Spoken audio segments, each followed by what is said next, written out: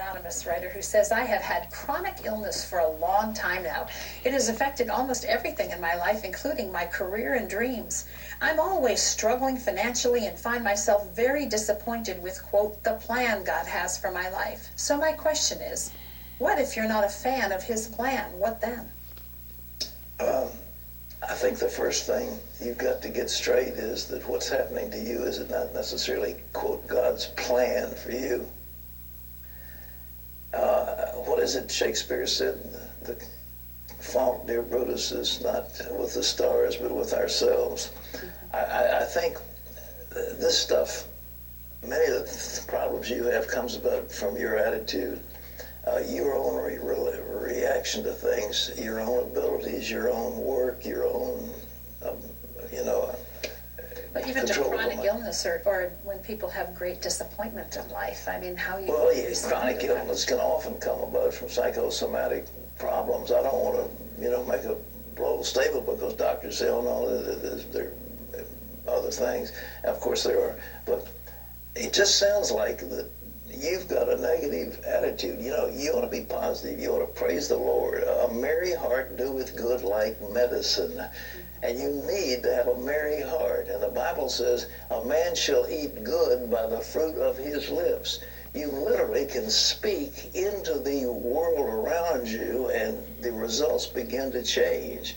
And if you speak negatively, you will have negative. And so don't say it's, quote, God's plan. I think that's a misnomer. Notice how they try to have it both ways. So at other times, we could definitely dig up clips of Pat Robertson saying, oh, there's all a plan, it's God, he's the master of everything.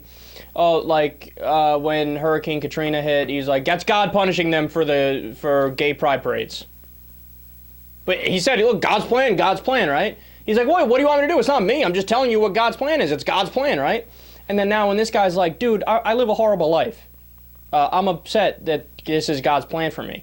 He has to find a way to spin it, because you can't, if that makes you lose faith, or if that makes you think God isn't a good being, right? He has to be like, no, it's not God, it's you.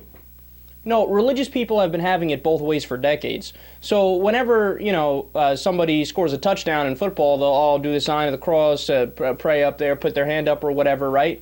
But then what happens the next game where they lose by 27 points?